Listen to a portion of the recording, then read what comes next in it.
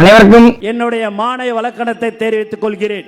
Video எதை பத்தி பார்க்க போறோம் பாத்தீங்கன்னா, இயக்குனர் ஏஆர் முருகதாசனுடைய இயக்கத்துல சிவகார்த்திகேயன் நடிப்பில் அந்த இன்னைக்கு திரையரங்கில் வந்திருக்கக்கூடிய விலாவரியாக பார்க்க போறோம். Positive review. என்ன பாசிட்டிவ் ரிவ்யூ அப்படி உங்களுக்கு ஒரு கேள்வியிலும், நிறைய பேர் திரைப்படத்தை பார்த்து அந்த படத்தோட நெகட்டிவ் மட்டும் கலாய்க்கிறத மட்டும் நான் கூட தான் பண்ணிக்கிட்டு இருந்தேன். ஆனா இனிமேல் அப்படி பண்ணக்கூடாது, நம்ம முடிவு பண்ணிட்டோம். இனிமேல் ஒரு படம் இருக்குன்னு வச்சுக்கோங்களேன், படத்தினுடைய பாசிட்டிவ் மட்டும்தான் அந்த பாலா கண்ணுக்கு தெரியும், நெகட்டிவ் நீங்களே இப்ப பார்த்து சாவுங்கடா அப்படின்னு சொல்லணும்னு நான் நினைச்சிருக்கிறேன். அதனால இந்த மதராசி திரைப்படத்தினுடைய பாசிட்டிவ் மட்டும் நம்ம இந்த வீடியோ முழுக்க பார்க்க போறோம். பார்க்கறதுக்கு முன்னகுட்டி ஒரு 100 கோடி அள்ளி சிவகார்த்திகேயன் மண்டல் நீங்க வச்சிடலாம். ஏன் சிவகார்த்திகேயன் மண்டல் வைக்கணும் அப்படின்னு நினைச்சீங்கன்னா, அவர் இந்த படத்துக்கு வந்து சம்பளம் வந்து ரொம்ப கம்மியா வாங்கியிருக்காப்ல. இந்த சம்பளத்தை வாங்குறத தாண்டி இந்த படத்துக்கு நீங்க ஃபுல் எஃபர்ட்டை போடுங்க. அவன் உடம்புக்கு ஒண்ணும் இல்லம்மா, நமக்கு ஷேர் எடுத்துக்க சொல்லி முடிவு பண்ணிட்டாப்ல. அந்த ஷேர் 100 கோடி சம்பளத்தை தாண்டி பிராஃபிட்ல தலைவன் நொறுக்கிறாரு. அந்த அளவுக்கு படம் கண்டிப்பா 100 கோடி சிவகார்த்திகேயனுக்கு கொடுக்க போதுங்கிறதுல மாட்டு கருத்தே கிடையாது. சரி, இன்னொரு பாராட்டமா பாராட்டணும். என்ன பாராட்டுன்னு பாத்துக்கிட்டீங்கன்னா, இந்த படத்தினுடைய இயக்குனர் ஏஆர் முருகதாஸ் இருக்கார் தெரியுமா? பெரிய இயக்குனர், தமிழ் சினிமாவை புரட்டி போட்டுன்னு சொல்லலாம். ஒரு இப்படி சினிமா எடுக்க முடியுமான்னு சொல்லி ஒரு கம்பேக்கா நினைச்சவர் தான் ஏஆர் முருகதாஸ். அப்படி ஏஆர் முருகதாஸ் சமீப காலமாக எந்த படமும் சரியா ஓடவே இல்லை. எங்கெங்க அவரை காணும் தேடி பார்த்தா எங்க அவரை அப்படி மாதிரி தான் இருந்துகிட்டு இருந்தாரு. ஆனா இந்த மதராசி திரைப்படத்தின் மூலமாக தன்னை மீண்டும் ஒரு ஜாம்பவான் சொல்லி யார் நிரூபிச்சுட்டா? நம்ம ஏஆர் முருகதாஸ் நிரூபிச்சுட்டாரு. தமிழ்நாட்டுக்கு 6 கார்கோ ட்ரக்ஸ் ஃபுல்லா. இன்னொரு பக்கத்துல நம்ம சிவகார்த்திகேயனுடைய இந்த படத்தினுடைய கேரக்டர் நமக்கு ரொம்ப ஆழமா அழுத்தமாக புரியும். எப்படி எக்ஸாம்பிளோட சொல்லணும்னா, மாவீரன் என்ற திரைப்படத்துல சிவகார்த்திகேயனுக்கு ஒரு தனி ரோல் ஒன்று இருக்கும். வீரன் இப்போ சாப்பிட படம் சொல்லுவார்ல, அந்த மணிக்க அந்த கேரக்டர் மனசுக்கு இருந்துகிட்டே இருக்கும். அதே மாதிரிதான் இந்த படத்திலையும் நமக்கு சிவகார்த்திகேயனுடைய கேரக்டர், அவருடைய கதாபாத்திரம் ரகு என்கின்ற கேரக்டர் பண்ணியிருப்பாரு. கண்டிப்பா நமக்கு அப்படியே பதிவடையும் அப்படிங்கிற மாட்டு கருத்தே கிடையாது. இன்னொரு பக்கத்துல என்ன படங்க, அமரன். அமரன் படத்தை எடுத்திருக்காரு நம்ம சிவகார்த்திகேயன். அந்த படத்துக்கு பிறகு திரும்பியும் ஒரு ஆக்ஷன் படத்தோட இந்த படத்தை கம்பேர் பண்ணி பார்க்கும்போது இது வந்து நம்மள வந்து ரொம்ப ரொம்ப ஃபுல்ஃபில் பண்ணும். காரணம் என்னன்னு பாத்துக்கிட்டீங்கன்னா, அமரன் என்பது ஒரு கேரக்டர் அப்படின்னு ஒருத்தர் இருந்திருப்பாரு அப்படின்னு சொல்லி நம்ம என்ன பண்ணுவோம், முடிவு எடுத்து போவோம்.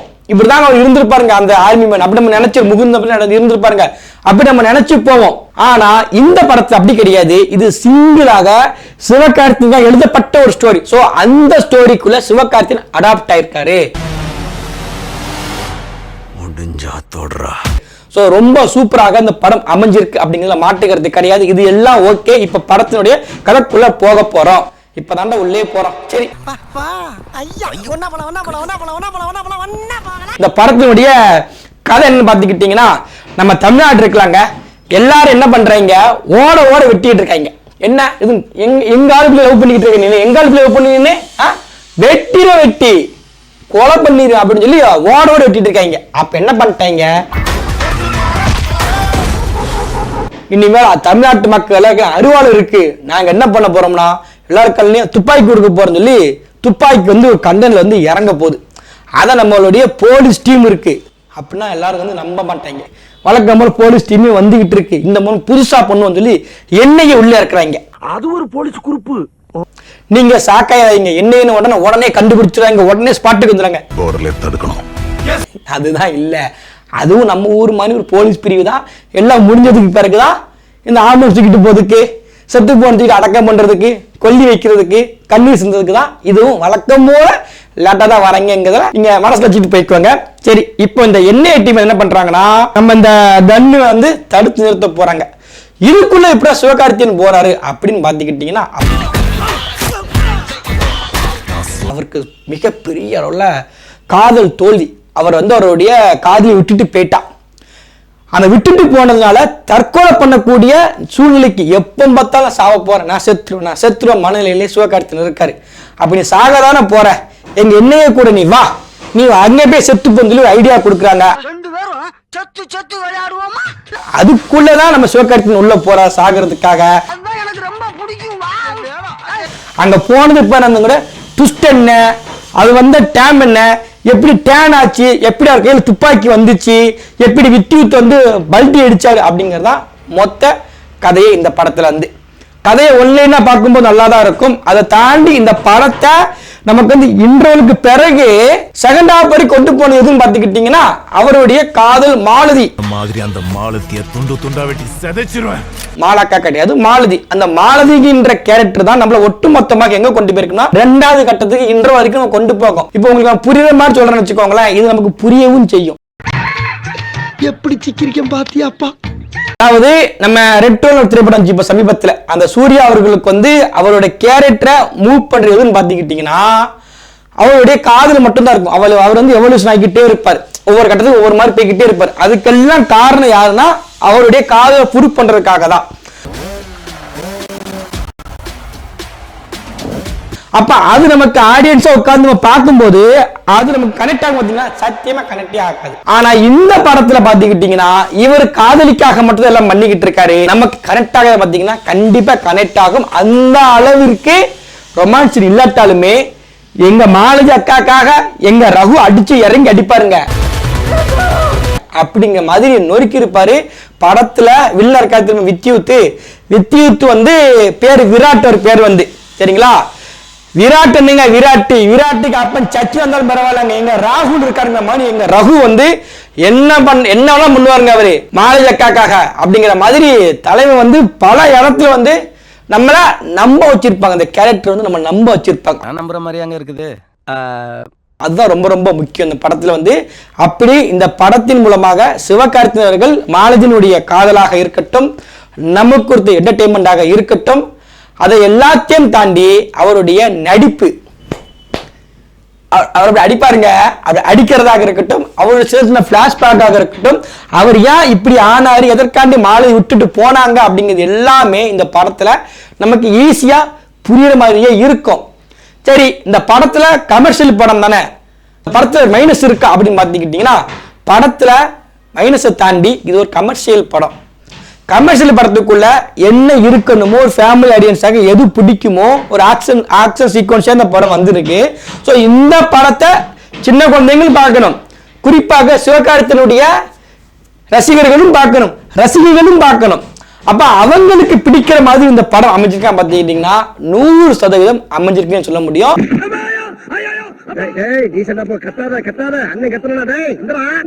எல்லாருமே ஒரு பெண்கள், குழந்தைங்க, அப்புறம் சின்ன பசங்க, அப்புறம் பெரிய ஆட்கள் எல்லாருக்குமே இந்த படம் திருப்திப்படுத்தக்கூடிய படமாக தான் இந்த திரைப்படம் அமைஞ்சிருக்கு. மாற்று கருத்தே கிடையாது. இந்த படத்தினுடைய இன்னொரு பெரிய பிரச்சனை பார்த்துக்கிட்டீங்கன்னா, ஒரு 2 வில்லங்க வராங்க, 3வது ஒரு அம்மா வரும், அதை கணக்கில் சக்காதிக்கு குறுப்பல் டூப்பு.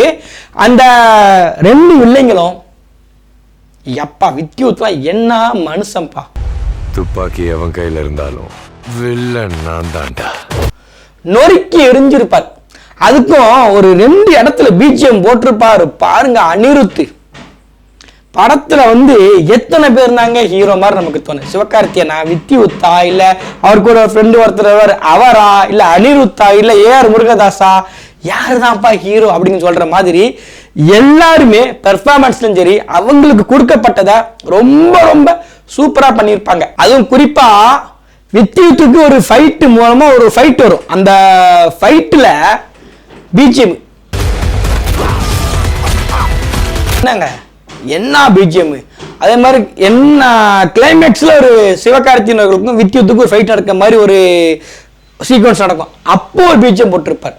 நான் கூட ஒன்று தியேட்டர் விசில் அடிச்சிட்டானோன்னு நினைச்சிட்டேன். அந்த அளவுக்கு மியூசிக் இருக்கும்.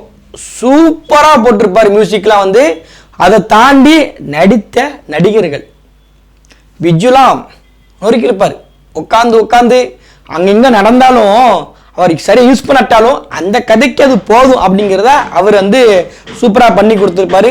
ஒட்டுமொத்தமாக இந்த படம் இன்னைக்கு வந்திருக்க திரைப்படம் வந்து கண்டிப்பாக தியேட்டரில் பார்க்க வேண்டிய திரைப்படம் தான். ஒரு முறை நீங்கள் கட்டாயமாக பார்க்கலாம், மாற்றுக்கிறது கிடையாது. உங்கள் படம் வேஸ்ட்டாக ஆகாது. இது ஏன் ஊரு சார்? கமர்ஷியல் மூவி இந்த படம், அதனால் நிறைய லாஜிக் மிஸ்டேக் இருக்கும். எனக்கு இந்த படத்தில் நிறைய லாஜிக் மிஸ்டேக் இருக்குன்னு தான் எனக்கு ஒன்று சொல்லிட்டு முடிச்சிருந்தேன். மைனஸாக என்னென்னா, நம்ம சொல்லிடுறோம், ஒன்றும் பிரச்சனை கிடையாது. நம்ம வில்ல இருக்காருல்ல, மேலில் வந்து ஒரு 10 நாளைக்கு ஆஸ்பத்திரியில் கோமா ஸ்டேஜுக்கு அனுப்பி விட்டாங்க. தம்பி ஓரமாக படத்துக்கு அனுப்பி விட்டுறாங்க. அனுப்பி விட்டதுக்கு பிறகு திரும்பி மனுஷன் வரும்போது அதே தாடியில் வந்து நின்றுவார். அப்படி சுமார்ட்டாக இருந்ததுப்பா, நீ ஆஸ்பத்திரி வந்திருக்கப்பா, 10 நாளைக்கு இருந்திருக்கப்பா, முடிக்கிட்டே உனக்கு கொஞ்சம் வளர்ந்துருக்கும், எங்கேயோ ஓரமாக சிவப்பெல்லாம் பரவாயில்ல, நீ இறங்கின உடனே நீட்டாக வந்து நிற்கிறியப்பா, நீனு முடியுமா உனக்கு வளரலை அப்படிங்கிற மாதிரி நமக்கு வந்து தோணுச்சு. இப்படி படத்தில் நிறைய லாஜிக் மிஸ்டேக் இருந்தாலும் படத்தை நீங்கள் ஒரு டைம் பார்த்துட்டு வந்து ஓகே அப்படிங்கிற மனநிலை உங்களுக்கு கொடுக்கும். கதையோடைய படம் நகரும், அதுலேயே மாட்டுக்கிறது கிடையாது. வாய்ப்பு உள்ளவங்க கண்டிப்பாக தியேட்டரை போய் திரைப்படத்தை போய் பாருங்கள். ரத்தம் சொட்ட தெறிக்க இருக்கும். நிறைய சீன் அப்படி வச்சுருப்பாங்க, நல்லா தான் இருக்கும். குழந்தைங்களோட பார்க்கும்போது கூட பார்த்துக்கலாம். அவ்வளோ ஆபாசம் எந்த காட்சியும் கிடையாது. சின்ன காமெடி அங்கங்கே லைட்டாக ஒர்க் அவுட் ஆகிருக்கும். அதை தாண்டி ஆக்டர் சீக்வன்ஸு நிறைய இருக்கும். லாஜிக் மிஸ்டேக் அதோட நிறைய இருக்கும். அதெல்லாம் நீங்கள் மறந்துட்டு திரைப்படத்தை பார்த்துக்கோங்க. நன்றி, வணக்கம், மாலை வணக்கம். சப்ஸ்கிரைப் பண்ணுங்கள். என்னுடைய மாணவ வழக்கணத்தை தெரிவித்துக் கொள்கிறேன்.